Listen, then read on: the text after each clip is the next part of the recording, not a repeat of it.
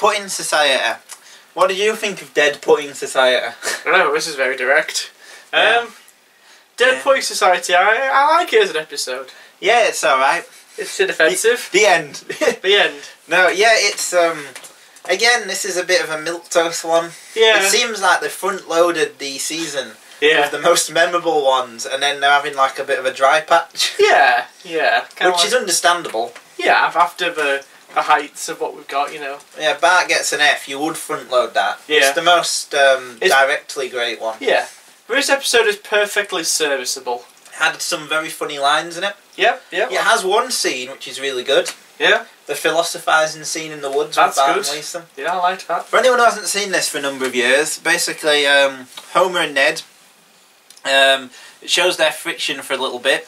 Then Todd and Bart go in a putting game together. Miniature golf. Miniature golf, not putting.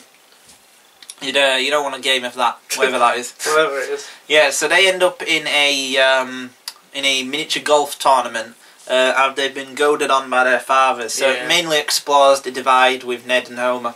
Yeah, yeah. It doesn't. It's not the best episode to address this. No, definitely not. No. The best one's that one I was telling you about while watching it, which is anyone who knows the name of it. It's the one where Homer becomes like Ned's best friend. Yeah. Eddie! Yeah. The only thing I remember is the Amazing Terminator 2. Oh yeah, Like, yeah. He's going. He's dating on us. That's a stunning bit. That. We're not going to grandma's. Yeah. Yeah. But, yeah, so that one's an amazing episode. This one isn't amazing. It's not amazing. No. It's merely good. It's good. If you found this on television, you wouldn't turn it off. No. You wouldn't seek it out. You'd watch it to the end.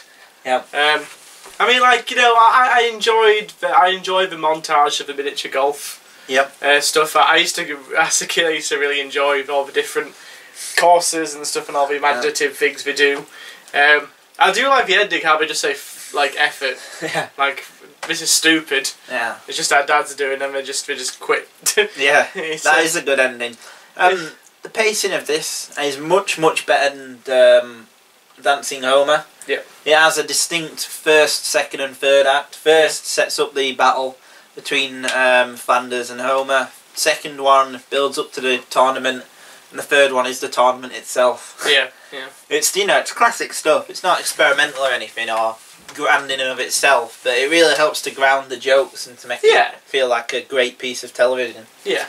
It all works. It all works. It works as an episode, and there's little else to it besides the fact that it works. It's a weird one because it sort of does that thing about like there's nothing that's wrong with it.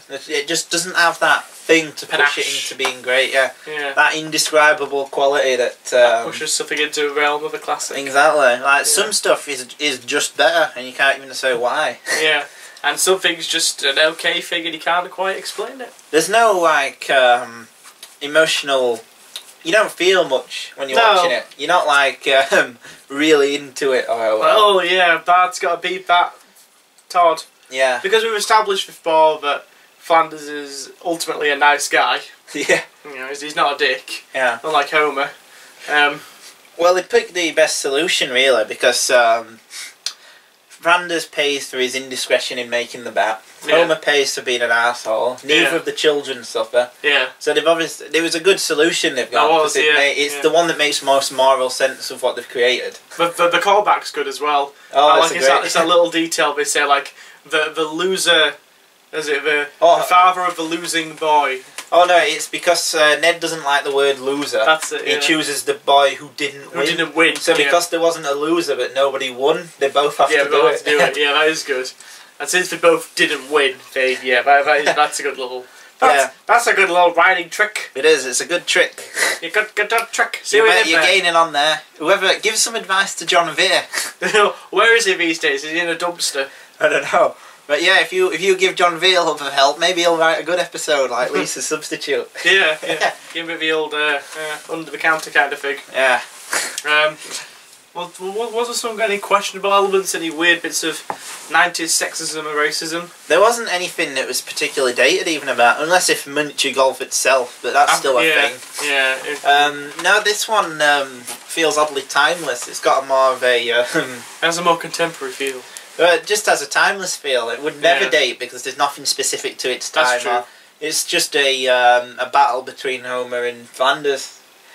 They could have probably done a bit more with incorporating like the relationship between Homer and Bart. There's no resolution. No, there isn't. That's a good point. Homer and Bart have a fractious relationship because he's pushing him. Yeah. But there's never a bit like there definitely would be in a great one where Homer's like, I pushed you too hard. I'm sorry, son. In a later one, Homer would have seen the effect he'd had, and then he would have said, like, no, you throw the stick away. Obviously, better terms, they wouldn't have. Yeah. You're curse you. Yeah. No, there's not a lot of resolution to that. I liked Lisa's involvement. Yeah. I that was good. I did enjoy her scenes. Where it's like, I do love that joke, because I still say it today, like, you know, what's the sound of one hand clapping? Oh, easy, it's... I said that's a great scene. That elevates really the episode in and of itself. I mean, I like the moment where she's like, you know, if a tree falls in a forest, there's no around to hear it, it doesn't make a sound. And Bart's like, yeah, but Bart, if there's no one there, how could it be heard? And he's like, oh, I like that moment. That's a fun moment. Mm-hmm. And he does all the Karate Kid stuff. Yeah. Again, it's a good one. It just feels a bit like filler. Yeah, filler, fluff. Exactly. Now, so we've had 6, 2 of... Oh, what would you give it out of a 10? Well, it's better than the last one, so I'll push it into a... I think this is a high 7, low 8. I would go for a 7. I'd go for a high 6 or a low 7. Really? Yeah. Oh no, I think there's enough to push it into a 7. Yeah. That scene alone, and there's nothing wrong with it. Nothing wrong, okay, that's true, yeah. Yeah, I think it's 7 then. 7. We can both agree it's a 7. Yeah. So, do you think, so far, we've had 4 episodes, no, 6 episodes, 3 of which have been great, 3 of which have been sort of meh.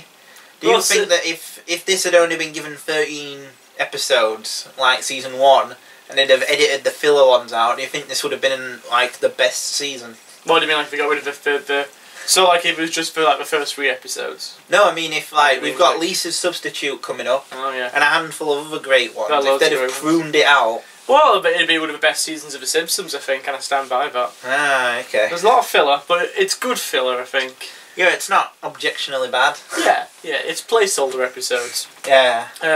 We've got the great one coming up where, like, Homer thinks he's going to die. Oh, 1 fish, 2 fish, blowfish. Yep. Yeah, that's it, isn't it? That's a great episode. Yeah. We got loads coming up.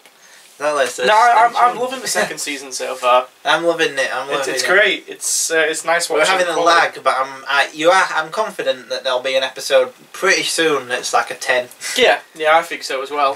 Somewhere in the mess space in my bedroom, I've got the episode guide, but yeah. But yeah, so yeah, stay tuned for hopefully another 10 out of 10 one.